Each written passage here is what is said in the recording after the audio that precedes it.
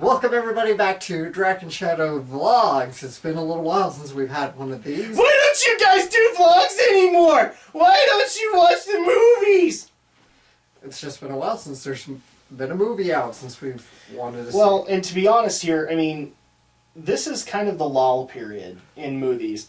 Like, I would dare say that January to April is a little bit more active, but this is usually a consistent point where, like, from mid-August to about November is when things just kind of die down. Because it's award season, so everyone's gearing up to get their movies out for the award considerations. And I don't count October, just because 80% of what's going to happen with October is going to be horror movies. Most likely. Like, I mean, I don't know, I've been seeing trailers for, like, the most recent Paranormal Activity and all that stuff, so it's hard to...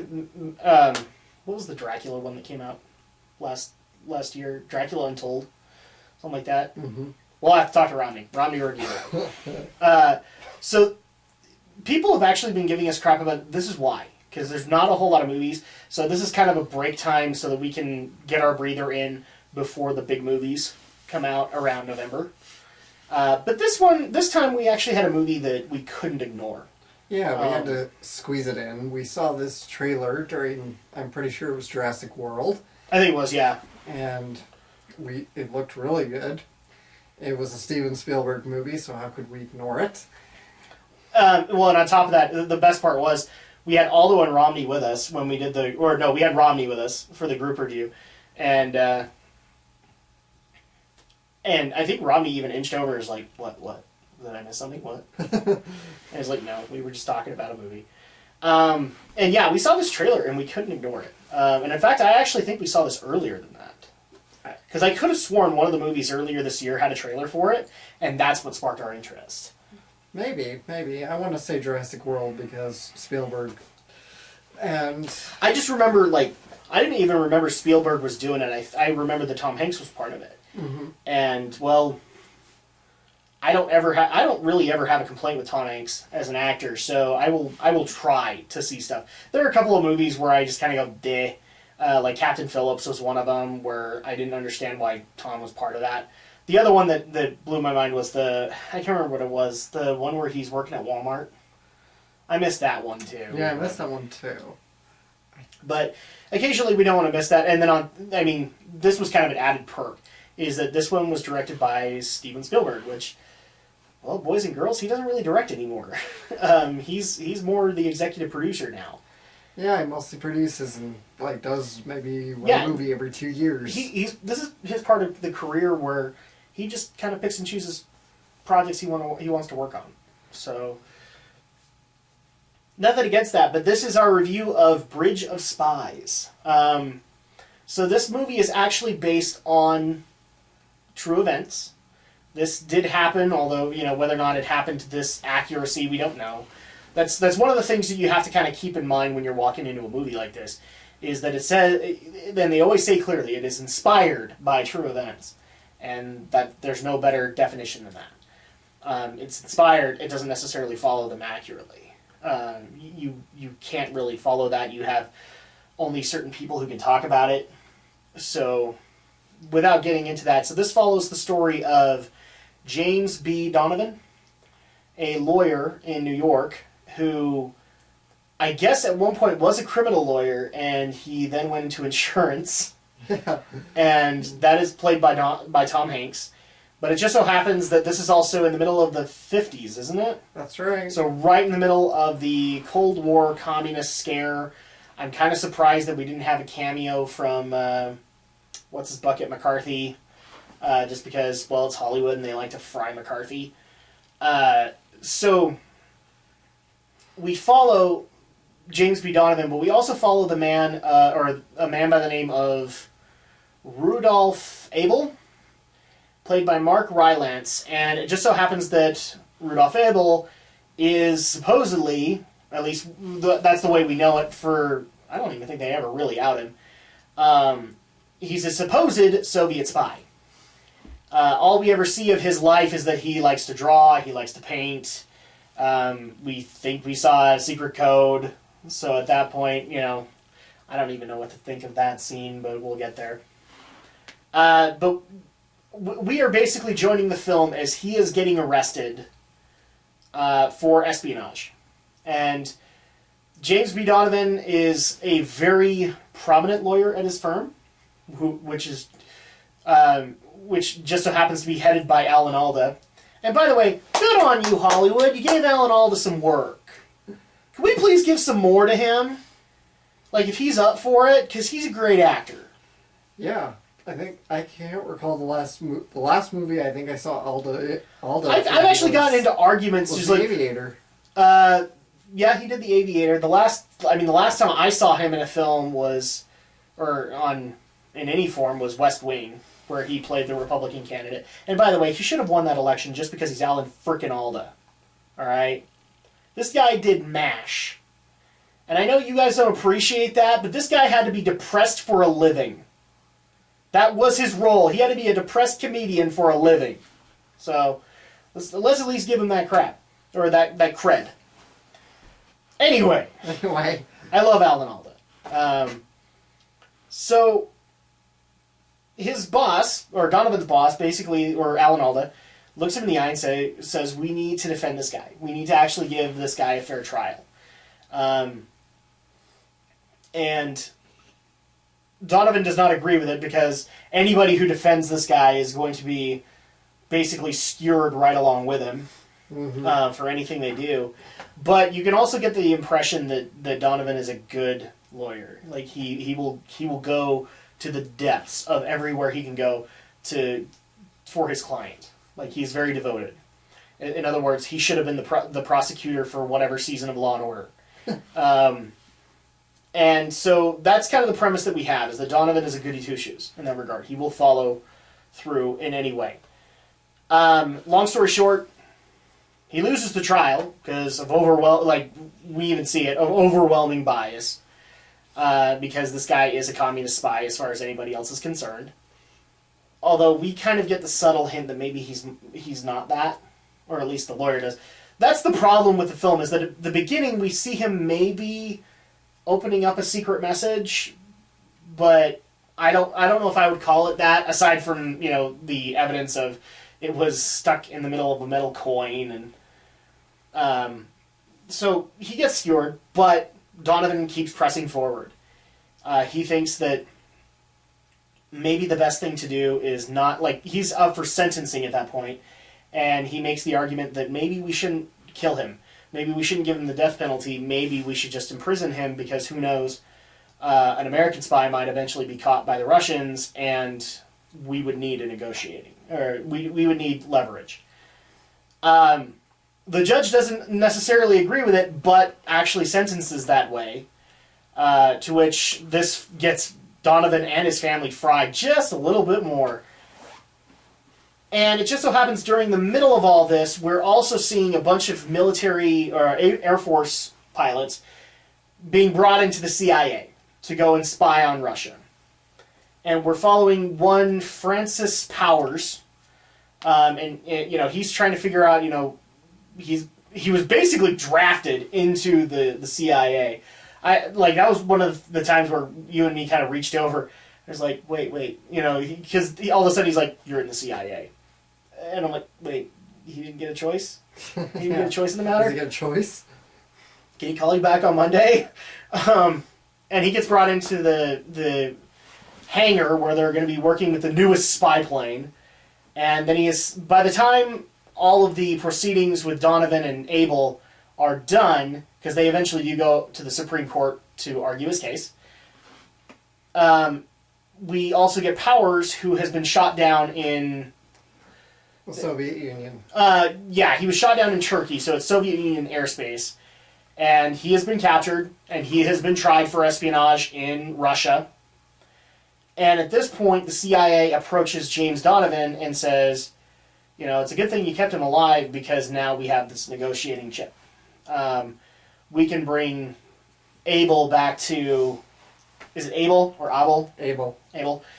We can bring him back to Russia, and then we can get Powers back to the U.S. Which Donovan's willing to do, because it means saving his client, and he's willing to go that extra 9 yards for that. About that point, we also get brought in with another character in the story, Frederick Pryor, who is a young economics student who was living in Germany during the building of the Berlin Wall. And he gets arrested for supposedly espionage, Yes. Mm-hmm. mainly because, well, at least it's thought that the German government wants to put him up as a negotiating seat instead of Powers, so that the Russians can keep Powers for interrogation. And as soon as Donovan finds out about Pryor, he's not willing to just go home with one person. He immediately starts up the negotiation between Russia and Germany for both Pryor and for Powers. And to move things along a little bit, because these are historic events, and frankly, I want you to see the film. He gets what he wants, and he gets it by being a very stiff lawyer, by basically pointing out that if you can't go to the negotiating table when the Russians are willing to do with it, how's your boss going to react if you do this? Very kind of taking a very communist approach to it, by threatening. And he eventually does get a prisoner exchange, but he also gets Pryor along with Powers, and is able to go back to Russia. So we get that kind of resolution. He gets to go home. In the meantime, he has not been able to tell his family. And by the way, his family has been against this whole process the entire time. They've been victims because they've been shot at, they've been punched at, they've been all that. And when he went to Germany, he could not tell anybody where he was going. So in the meantime, they all thought he was in a business trip in London. Yeah, fishing trip. And then literally, as soon as he gets home and he's going up the stairs, that's when the report comes out that Powers has been negotiated, and that James B. Donovan helped to get him. And so at that point, his family sits there all dumbfounded, and the audience just kind of sat there and went, "Yeah, up yours, you douche!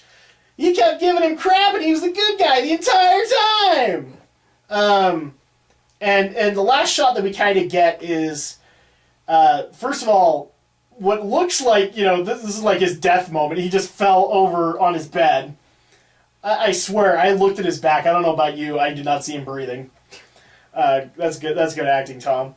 And then the last scene is basically him on a bus where he's getting silently acknowledged by his peers that he did the right thing. All the while, in this movie, he has been skewered for defending a known communist spy. So, that's pretty much Bridge of Spies. Let's go ahead and just kind of follow the usual way things go. Things you liked, things you disliked about the film, Alex. It's a great movie. Well, of course, it's Steven Spielberg! Yeah. That's the thing about Steven, is he could take these really slow-moving dramas, but make them very engaging, and hire a fantastic cast. I don't really know any of them very well. Yeah, the biggest part of the budget, I think, was Tom Hanks. And you just know that the whole cast is going to be great, because he knows how to work with actors very well. He knows how to work visuals very well. It's beautifully shot movie, beautifully edited by Michael Kahn, as always. Just wonderfully acted, a great story. And Tom Hanks is perfect in this movie. He really is. Yeah, I mean, his the way he pursued his role kind of reminded me of, and I think Tom Hanks was involved in this, but he wasn't an actor in it. I can't remember who directed it. The HBO John Adams, where it was, the one I'm talking about? No. Oh man, you need to see it. It's really good. Because the first episode, I can't remember who it is that plays John Adams right off the top of my head. Crap. He's been getting a lot of roles recently. You want to pull this up? No, not just yet. I can't remember a role where you would know. Well, the guy who played Rhino in Amazing Spider-Man 2. Okay. Or Amazing Spider-Man 2. Paul Giamatti. Paul Giamatti played John Adams in that. And the first episode is actually based on a factual story where John Adams, as a lawyer at the time, he had to defend a British soldier during the Boston Massacre. Mm-hmm. So he had to defend the British in Boston after that happened. Wow. And it's like, it's still, in my opinion, one of the best episodes of that 6-episode series. Because you actually have to see John Adams do what nobody wanted him to do.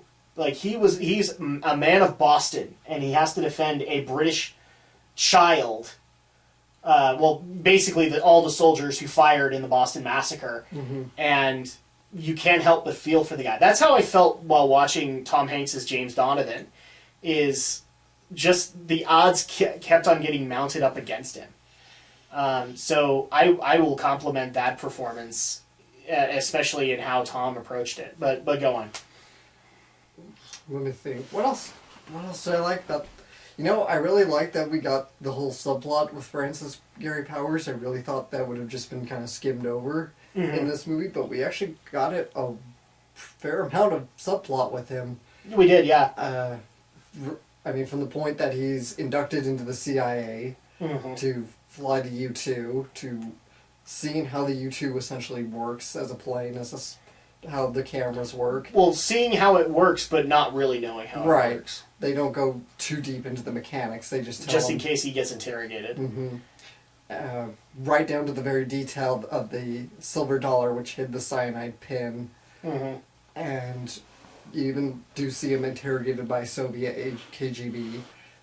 And that was great. I'm really glad we got to see that. I mean, Francis Powers ordeal probably in itself could make its own movie, but as a little subplot here, really good. Really good. Especially since, in my opinion, like, nothing against Mark Rylance. I think he did really, really well with the role that he had, but considering that this was a Soviet spy, and he knew, and let's just go off the sake of argument, he knew he was, he behaved as such. You know, he was very quiet, he was very soft-spoken. There were a lot of moments of quiet between him and Tom Hanks, and those were prominent moments. But, to a person who's never seen a drama like this, that can be boring. Mm-hmm. So you needed something in between to kind of figure that all out. One thing I will also compliment in filming was I believe this would be part of cinematography, the use of vibrant colors during New York. And then when they went to Germany... all kind of gray. All grays. All very grayish tones. Yeah. Just to show, like, from Donovan's perspective, this is the hell he's walked into. I especially thought it was awesome when he got out of the checkpoint and immediately he gets, harassed by a gang of kids for his coat. So that kind of sold that for me. But one of the things I also did like about the American scenes was, this was full of vibrant color, which you would assume would be good, but keep in mind of all the crap that was going on at that time. So, even though we had these vibrant colors, when people were mad at Donovan, like, maybe it was just me, I noticed his wife's lipstick was accented, like, was focused on because of its red, where it was like everybody was mad at him. When there was a point where he got a drive-by shooting, and the cop who was confronting him on it, at that point, I don't know if you noticed, but I could have sworn, like, the blue part of the sirens never happened, but the red ones did, until he left, and then the blues started flashing again. So at that point, just kind of emphasizing what Donovan was going through. Go on. What? That's some good attention to detail. I totally missed that. Mm-hmm. But you're right about... when you mentioned it, you're right about the use of color. That reminds me of... that would be cinematography, right? Yeah, that could fall under cinematography as well as editing and production design. Yeah. It's kind of a split across all three fields. Yep. And what that reminds me of Catch Me If You Can, where Spielberg kind of did the same motif, where it kind of goes into dulcet grays and very muted colors into the more vibrant 60s colors. And then kind of Catch Me If You Can? Yeah. Okay, yeah. And then back to more, right, like, and I'm talking like the beginning of the early parts of the film, right, as Frank Abagnale's parents split up, and it's kind of dulcet gray, and once he kind of gets going into his life of crime as a con man. Mhm. It gets very colorful. And then when he's captured, it gets kind of gray and dulcet again. Yeah. And then at the very end... And all the plane scenes were very And the great. resolution very dulcet and very colorful again. So you're right. Spielberg really likes to do that with color. Mm-hmm. And good catch in this movie. I totally missed that. Well, it's just those subtle things that Spielberg does that make you appreciate him all the more and make you wish that he was directing more. Yeah. Man's like in his late 60s, 70s by now. Oh, he doesn't care. Hitchcock would be, if Hitchcock lived to his 80s or 90s, he'd be doing it too. So, are there any others that you can add, or? I think that's about it as my praise goes. I guess some more praise for the cinematography.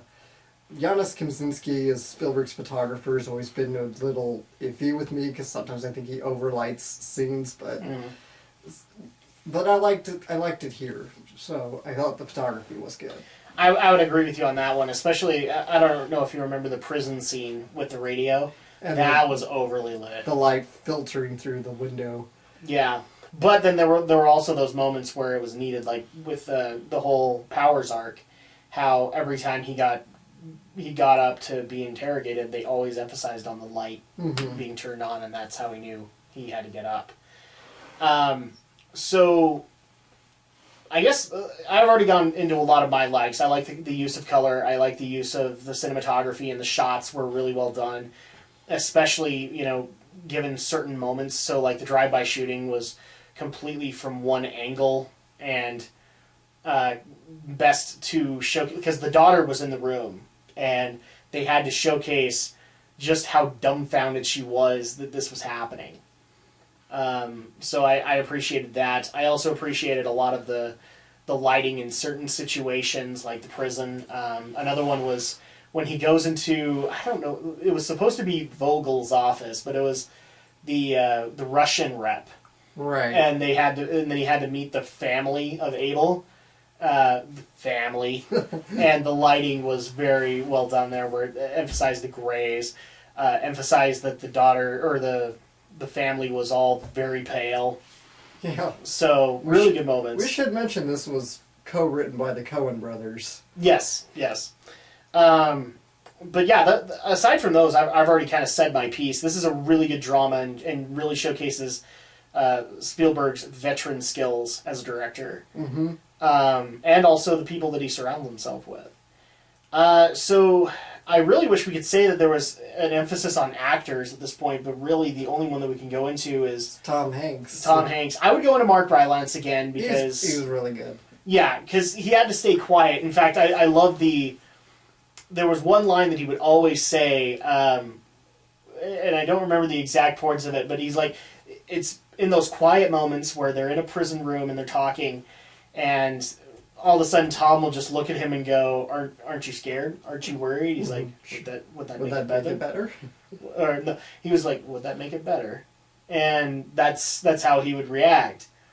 So I appreciated those moments. I thought that a lot could be said on Mark Rylance's face when he's just being quiet. That was a really great way to be able to tell a story without telling it. But yeah, I mean, aside from that, the only one that you can really talk about is Tom Hanks' performance, which was stellar, as it usually is. Tom Hanks rarely phones in a role, although, some people might say that with the, what's his bucket, the Da Vinci movies. The Da Vinci movies, Da Vinci Code. Where he was Michael Landon. Mm-hmm. With the hair. Because the hair... It's so lame, the hair of Tom. I can't believe we're going to epic movie. Well, it wasn't epic movie. Epic was it movie. Epic movie? It was epic movie. Yeah, I can't believe we're going to... I never saw You it. can never unsee David Carradine in a tiger striped Speedo. You can never unsee it. Yeah, I don't know what the hairstylist was thinking with that movie, but... it technically was correct to the books, but it was overdone. Mm-hmm. So, I will at least give them that. But yes, so lame, the hair of Tom. You're right, though. He never phones in a role. Not really.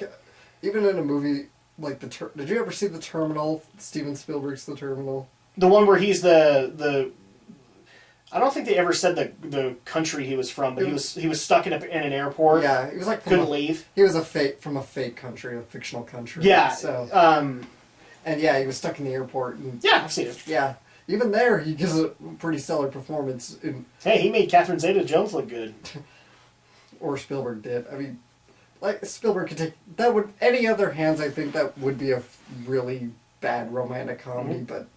Spielberg at least makes a slightly above average romantic. I was actually going to say, like, when it comes to films based on true events, there are very few directors that can actually get it right. In my opinion, Spielberg is one of them that top notch can get it done. Mm-hmm. Another one I would actually say could do it well is Ron Howard. Ron Howard's fairly good with it, and obviously Tom has worked with him. Because as much as I don't personally like this movie, but I always compliment it, and that is Frost Nixon. Ron Howard really shows his stuff with that film. And those are the two directors that, like, right off the top of my head, I can say, bottom line, get the job done when they're assigned to it. So, because they've done so many. I can't think of many other directors who've done so many true story movies. I think Roland Emmerich has done one. Yeah, he did one about Shakespeare. Yeah, I didn't see that. A lot of prominent ones have done at least one. I think even like Scorsese has done one. Scorsese's done a bunch. Yeah, a lot of his early, especially like a lot of the gangster movies he made in like the '90s, like Goodfellas and Casino, were true stories, and he did The Aviator. That's one of those things where, like, the current directors that we cite, M. Night Shyamalan, Ding Dong, Michael Bay, who was the Fantastic Four guy? Trant? Something like that. Something like that. This is not stuff that they got handed. Mm-hmm. This is stuff that gets still handed over to people like Spielberg. And for good reason, Let's go ahead and skip. So, like I said, there's not really much we can say about the actors. So, let's just go ahead and get to, like, our final verdict here. Bridge of Spies, Alex, what would you rate it? Solid 9.5. Very, very good. I would probably just give it a solid 9. There were a couple of moments that I felt dragged a little bit, that weren't necessarily essential to the plot. Like what?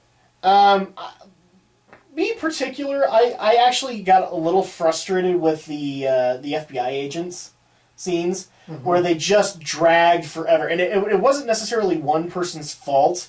It was either Tom Hanks was arguing his case again, or he was or the other agents was like, "Why are you still defending him?"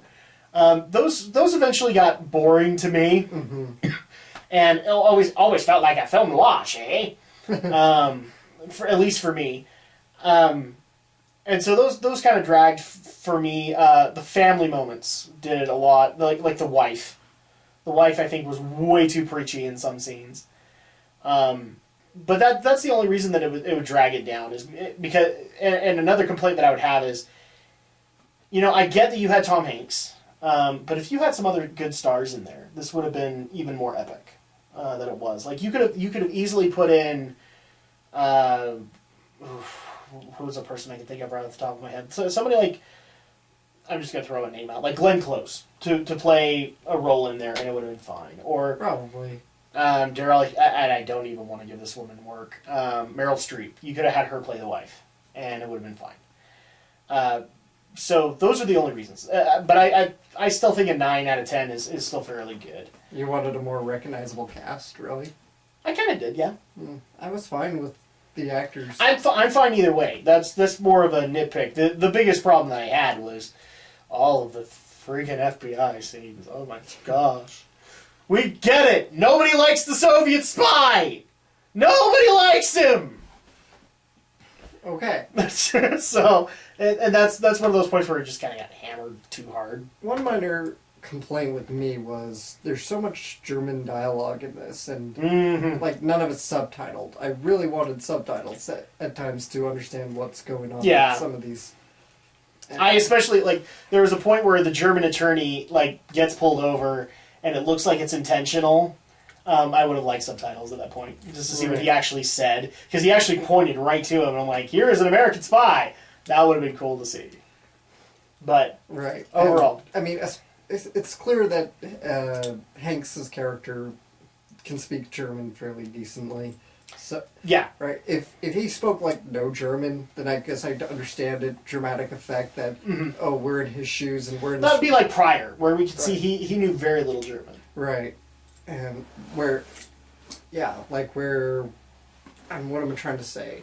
Like if dramatic intent that we're in his shoes, we're in a foreign land, we're not supposed to understand what's going on in the chaos. But I felt like we could have stood to have some subtitles to understand what agents or what police or whatever. I would saying. agree with you on that, or even Russian too, like Russian. to see some of the language that went on in that, Yeah. especially during the Powers courtroom scene, just to see what the guy was actually saying, Oh. because you could not understand with They have all an of the interpreter. loud noises. They had the interpreter, but you couldn't really hear it. Yeah. So, and I think that was part of the effect is that Powers wasn't really hearing him. Mm-hmm. So, with that said, here's the other part that we actually like to do for people is since movie tickets are so freaking high these days as far as price, especially with bigger movies later this year that are coming out, but you still want to go see like a good drama. So at this point, Alex, if you were to tell somebody to go see Bridge of Spies, how much money would you actually tell them to spend on this?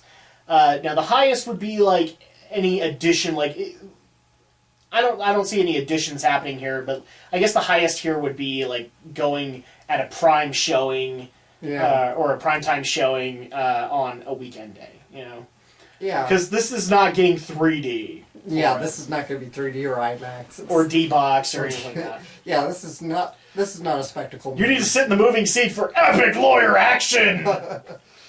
Objection. Objection! Yes. No, that'd be Phoenix Wright the movie. Okay. Well, I think solid drama buffs, solid drama lovers, fans of Steven Spielberg, Tom Hanks, history buffs will be fine with whatever you pay. If you want to, it's really you can go either way, and I think you won't be disappointed. You can pay for prime time or you can pay for matinee. You know, I don't think you'll be battling a lot of the crowds either. If you're just worried about crowds, this won't draw a huge crowd even on a weekend. Probably not, but I'm actually kind of wondering, so did this make Oscar season? Is this going to be considered? It should be. It's obviously. I mean, not Spielberg. Spielberg's already got enough Oscars, but...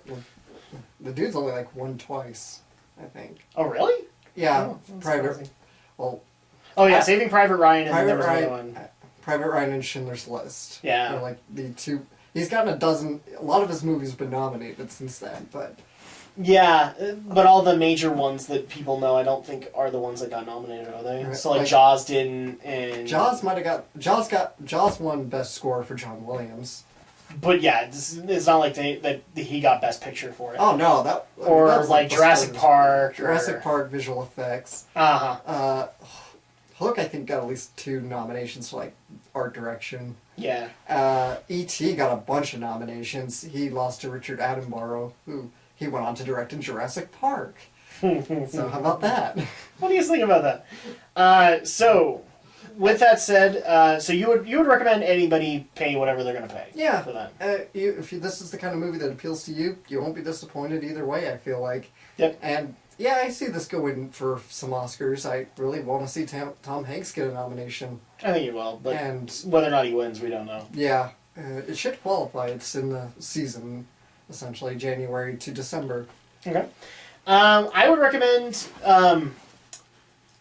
you know what? Given the audience that this would actually cater to, I'd probably recommend more matinee.